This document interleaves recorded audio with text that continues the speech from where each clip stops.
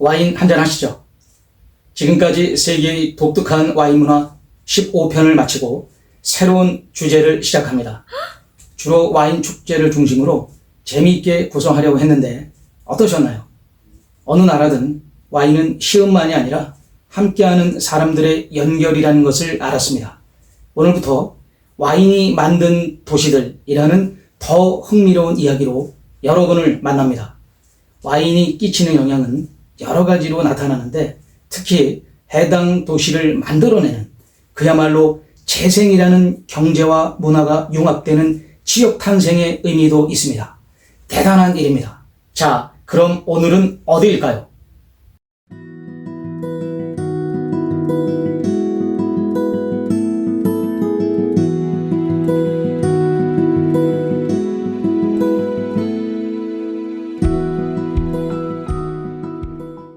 먼저 구독과 좋아요, 알림 설정까지 부탁드립니다.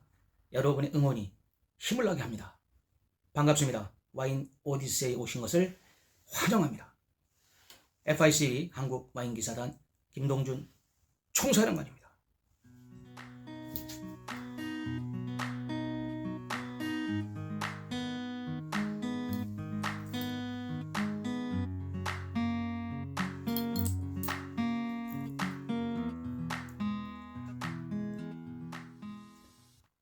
사브라주.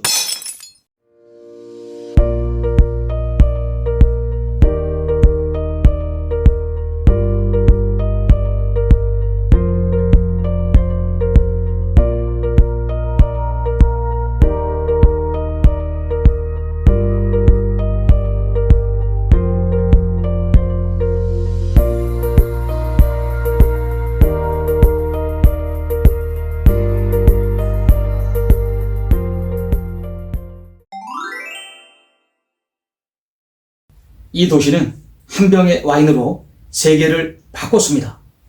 프랑스를 부자로 만들고 영국 왕실의 입맛을 사로잡았으며 나폴레옹에게 명품 등급을 받았고 지금도 세계 각국의 사람들이 이 도시에서 와인을 배우러 옵니다.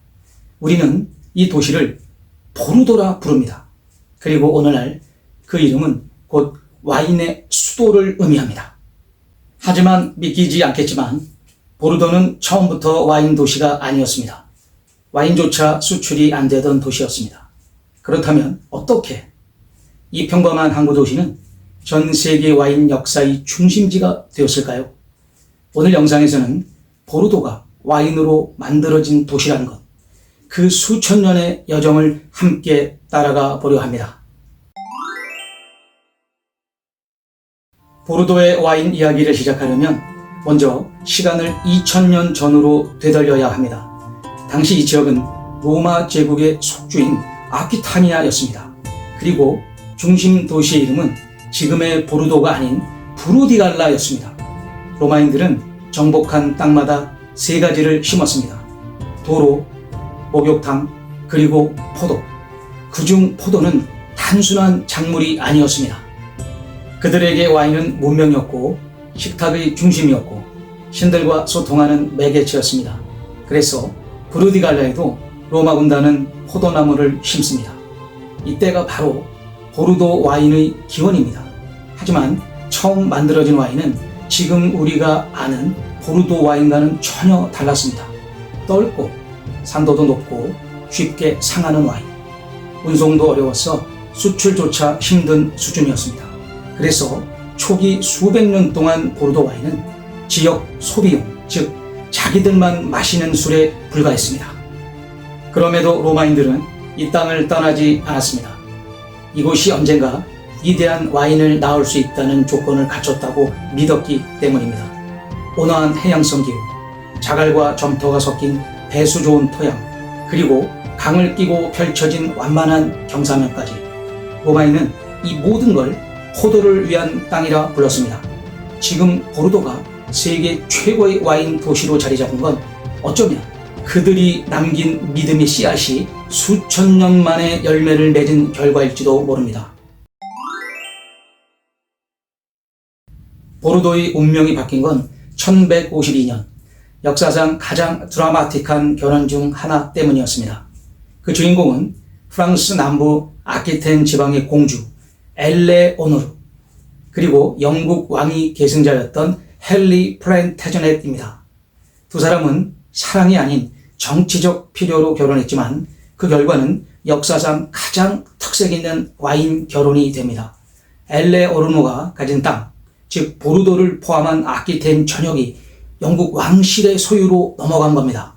그리고 이 결혼은 보르도가 영국령으로 편입되는 계기가 됩니다. 그 기간은 무려 300년. 그 시기부터 영국 왕실은 자국의 궁중 연회와 교조 파티에 보르도 와인을 대량으로 들여오기 시작합니다. 그들은 이 와인을 클레라라 불렀습니다. 붉지만 너무 무겁지는 않고 가볍게 마시기 좋으며 식사와도 잘 어울리는 와인. 영국 귀족들의 입맛에 딱 맞았습니다. 13세기 런던 거리의 선술집에는 오늘의 클레라 있습니다 라는 문구가 흔히 붙었고, 보르도에서 출발한 와인 배들이 템스강을 따라 런던으로 들어가는 풍경은 그 자체로 유럽 와인 무역의 상징이었습니다. 보르도는 이 시기를 통해 단지 와인을 만드는 도시가 아니라 국경을 넘어 귀족의 삶에 침투하는 와인 도시로 성장합니다. 이 시기에 형성된 영국 입맛을 위한 레드와인이라는 컨셉트는 훗날 보르도 와인의 스타일을 결정짓는 기준점이 됩니다.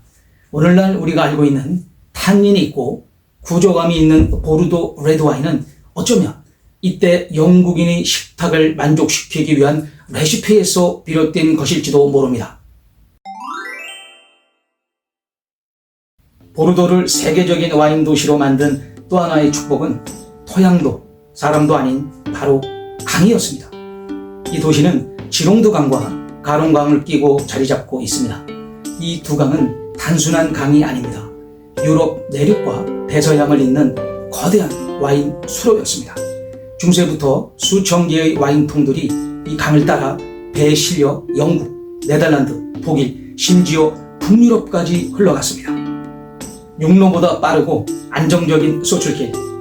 보르도는 와인을 가장 멀리까지 보내는 도시가 되었습니다. 그래서 보르도의 포도밭은 단지 맛 좋은 땅이 아니라 잘 팔리는 땅이 된 것입니다. 강을 따라 늘어선 포도밭은 이내 하나의 시스템을 갖추기 시작합니다. 그것이 바로 오늘날에도 보르도를 상징하는 샤또 문화입니다.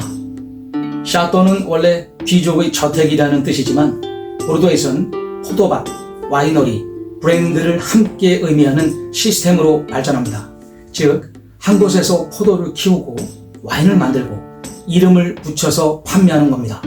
지금의 샤또 마고, 샤또 라피트 로칠드 같은 이름들은 그냥 멋진 별명이 아니라 수백 년 전부터 와인을 어떻게 만들고 관리했는지를 보여주는 하나의 브랜드 시스템입니다.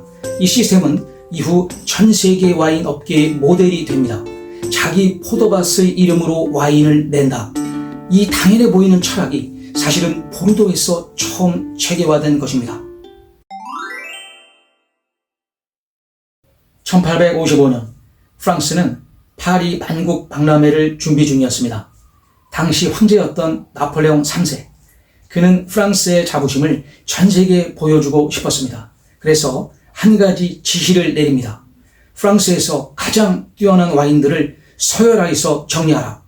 그 누구도 이전까지는 감히 하지 못했던 일을 그는 공식적으로 명령한 겁니다. 그 결과 보르도 와인에 등급이라는 서열이 생깁니다. 1855년 그랑크루 클라세. 지금도 전 세계 와인 애호가들이 외울 정도로 신성시하는 리스트입니다. 그중 1등급 프레미에 크루에 들어간 건 단 5개의 와인. 샤또 라피트 로칠드, 샤또 마고, 샤또 라투르, 샤또 오브리옹, 샤또 무똥 로칠드인데, 참고로 무똥 로칠드는 원래 2등급이었다가 1973년에 승격을 한 겁니다. 이건 단순한 분류가 아니었습니다. 이 리스트는 보르도 와인을 브랜드로 만든 결정적인 순간이었고, 와인이 단지 술이 아니라 명품이 될 수 있음을 보여준 사건이었습니다. 이후 이 1등급 와인들은 왕실의 만찬, 백악관의 테이블, 노벨상 축하 연회까지 올라가게 됩니다.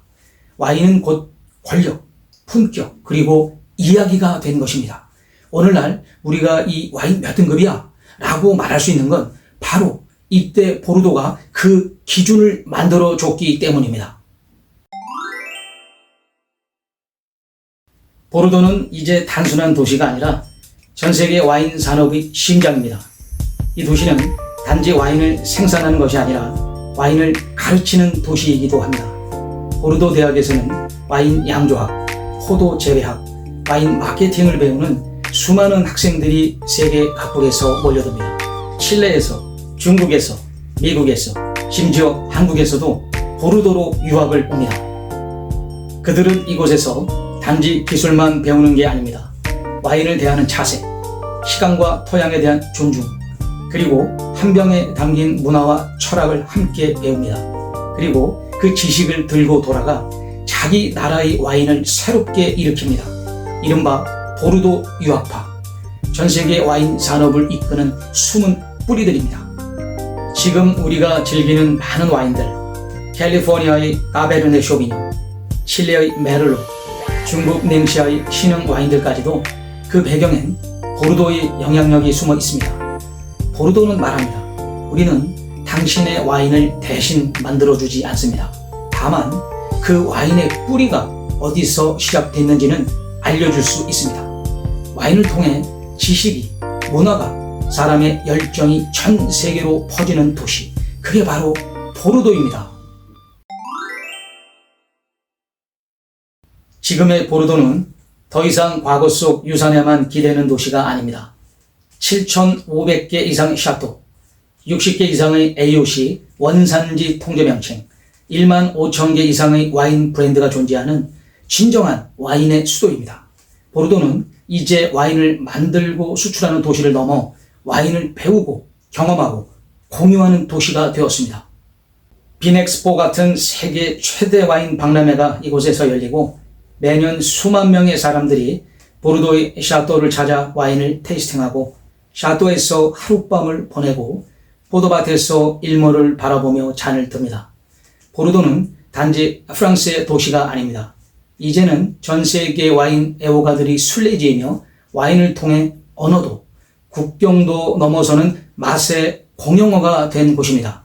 낮에는 역사 위를 걷고 밤에는 와인잔 속에서 별을 마시는 도시. 그게 바로 오늘의 보르도입니다. 보르도는 단지 와인을 만든 도시가 아닙니다. 보르도는 와인으로 인해 운명이 바뀐 도시입니다. 전쟁도, 무역도, 제국의 정치도, 결국 이 도시를 움직인 건 한 잔의 와인이었습니다. 오늘날 보르도의 와인은 그 자체로 역사이며 한 병 한 병마다 2000년의 흔적이 담긴 시간의 결정체입니다. 그리고 그 와인을 우리는 지금 잔을 들고 쉽게 마시지만 그 안에는 로마인의 야망, 영국 왕실의 입맛, 나폴레옹의 명령, 그리고 보르도 사람들의 오랜 인내가 함께 들어있습니다. 보르도는 도시가 와인을 만든 게 아니라 와인이 도시를 만든 가장 확실한 증거입니다. 와인 어렵지 않죠? Yes! 감사합니다. 나의 성과 포도주를 위하여. 공지사항입니다. 각종 모임, 기업체 및 단체에서 이벤트를 기획하는데 와인은 참 좋은 소재입니다. 그런데 어떤 와인을 사야 할지, 소믈리에 섭외는 어떻게 하는지 어려우시죠? 그래서 준비했습니다. 여러분의 예산에 맞춰서 제가 직접 와인을 선정 및 구매하고 흥미로운 와인 이야기와 함께 시음을 진행합니다. 또한 와인샵, 와인 레스토랑 및 모든 외식업체 대표님들 요즘 힘드시죠? 와인 이벤트를 통해 함께 경제 위기를 극복하고자 합니다. 운영하고 계신 메뉴에 정기적인 와인 클래스를 열면 고객 유지에 도움이 됩니다. 연락처, 이메일 주소는 더보기에 있습니다.